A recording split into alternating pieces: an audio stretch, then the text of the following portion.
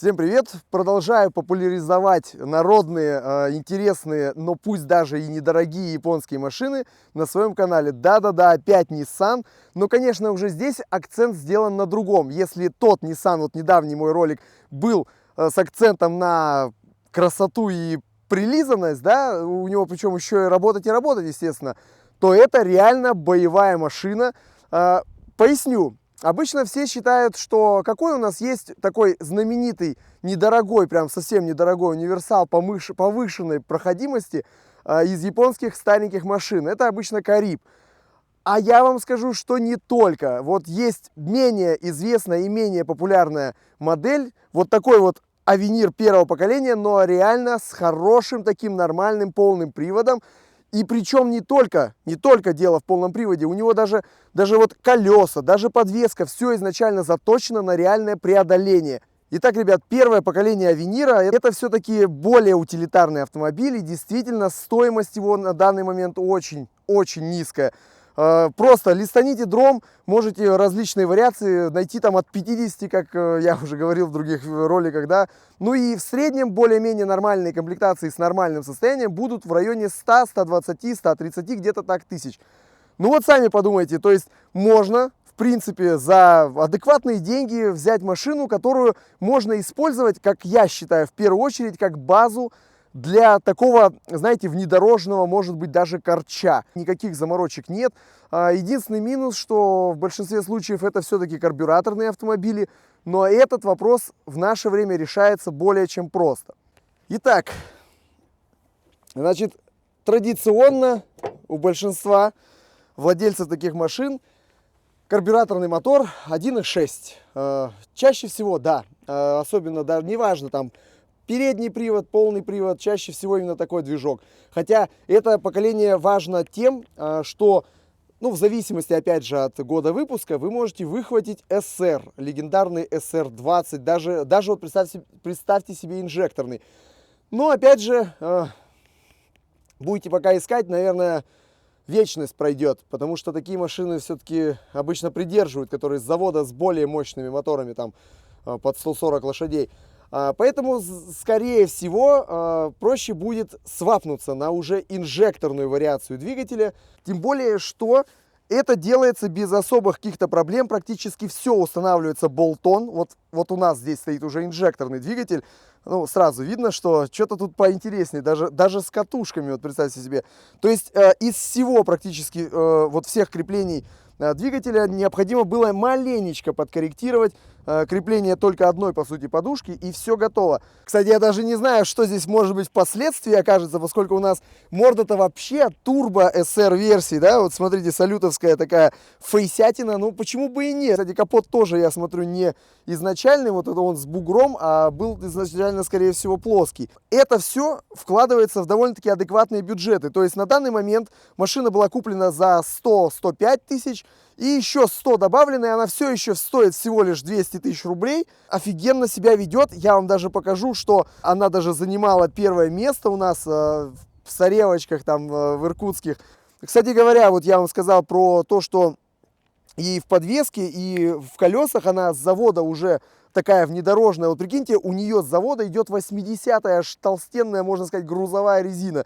И вот она такая высокая не потому, что она лифтована чем-то там, проставками или еще что-нибудь. Это вот она такая должна быть изначально с завода. Мы все еще на не очень больших колесах, 17-е только колеса, да, вот представляете себе, можно поставить, как было, да, там 14-й толстенную резью. Вот все можно сделать прям вообще нормально. Пружины сейчас стоят от Таунайса, но не потому, что они длиннее там или еще как-нибудь, а просто потому, что они скорее даже пожестче. Всегда, если в Nissan добавить что-нибудь от Toyota, это ей только жизнь продлит, я считаю. Кстати, опять же, вот я сейчас сижу низко, да, вот смотрю по аркам, вот как вот так вот получается. Вечно вы все пишете, даже придумали вот эту хрень про бобров, вот эту фигню. А вот я вот как не вот приеду на Nissan посмотреть, а вот какие-то они вот все вот без этих ваших бобров. Вот как вот так получается? Может быть, все-таки мое мнение по поводу того, что за машиной следить надо, оно может более верное, да? А я давайте даже и левую сторону тоже посмотрю, что там у нас, как обстановка. Ну, вот и нету ничего. А ну вот здесь вот, да, вижу маленько пошоркано. А прикиньте, это грязь.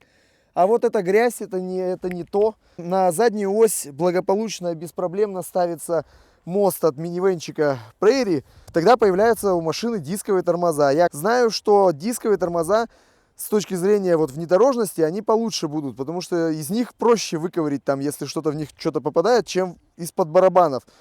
Но, с другой стороны, в подбарабаны сложнее, чтобы что-то попало. Ну, в общем, есть такая возможность тюнинга, значит.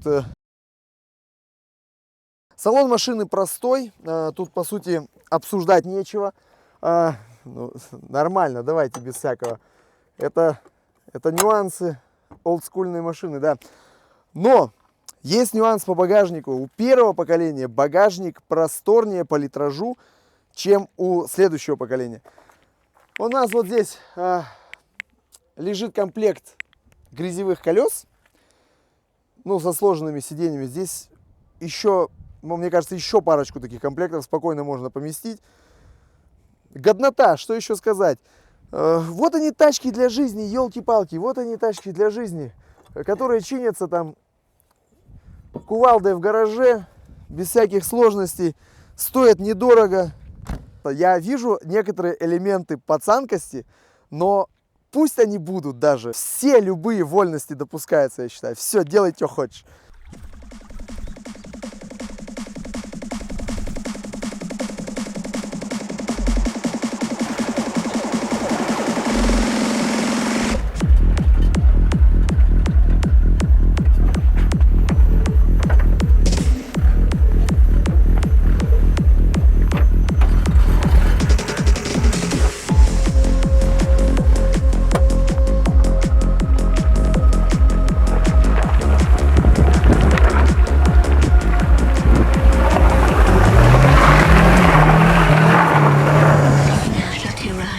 Итак, ребят, начинаем испытание Авенира с нашей любимой горки, в которую все должны взбираться, кто имеет полный привод, по крайней мере, у меня на канале. Но я вам так скажу, у меня есть очень серьезные опасения, что он не взлетит, потому что, ну, блин, она достаточно крутая все-таки, а у нас резина, ну, вы видели, короче, что... Зато здесь есть у нас какой нюанс.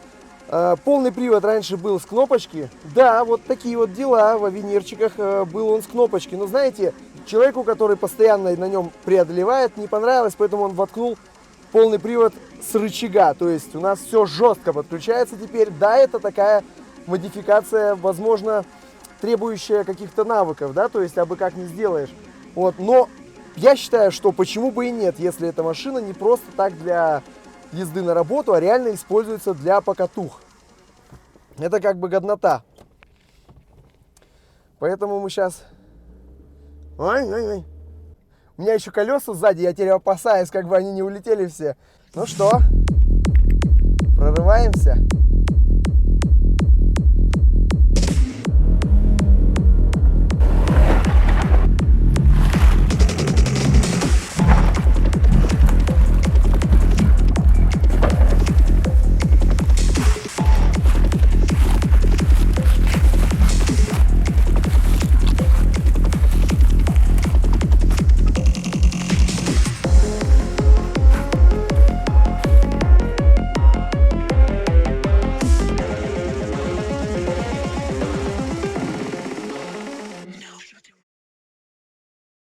Если вы думаете, ребят, что это самая крутая здесь гора, то не совсем так. Здесь рядом есть более эпичная. Чтобы ее преодолеть, нужно будет переобуть уже резину нормальную.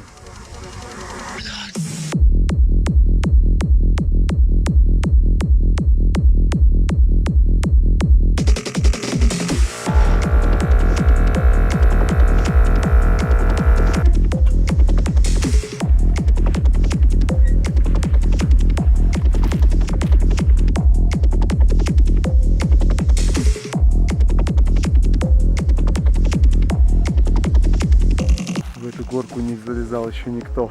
Она слишком крутая. Еще кочки, какие-то бугры. Зимой здесь просто скользко, невозможно. Но когда-то и она должна сдаться. Горка жесткая. Я вот сейчас там пошарахался, вы видели.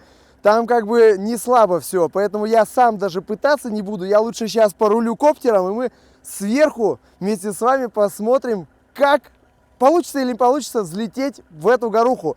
Еще ни у кого не получалось. Я очень надеюсь, что у Авенира получится, и он всем покажет дрозда.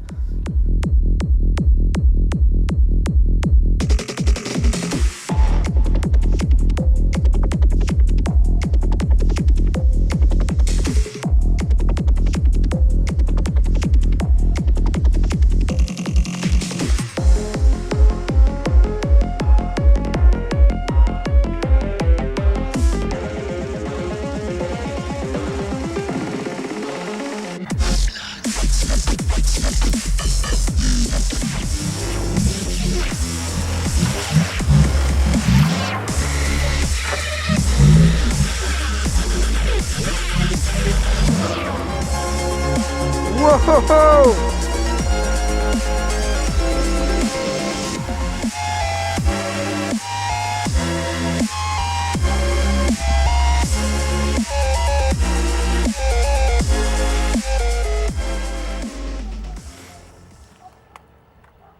Прямо четко.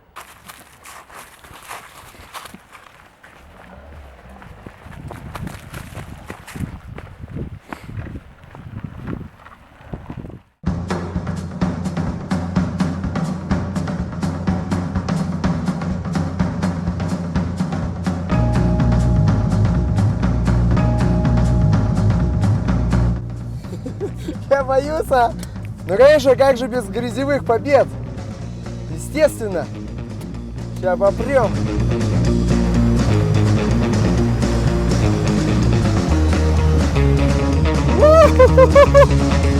Море преодолели.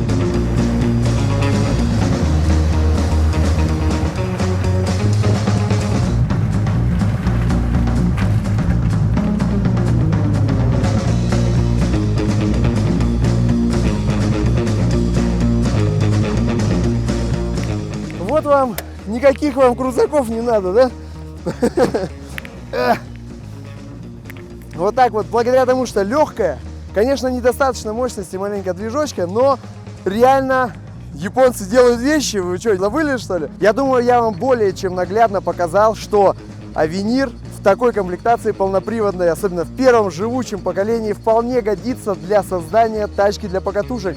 И вот тот дипломчик, который вы видели на торпеде, он это подтверждает, что машина могет. В этот день был уделан крузак еще один раз. На соревнованиях эта машина проехала там, где не смог проехать крузер. И сегодня въехала в ту горку, в которую крузеру точно не забраться. Подписывайтесь на канал, делайте репосты в соцсети. Все ссылки есть в описании, самое главное из них на мой инстаграм. Всем пока!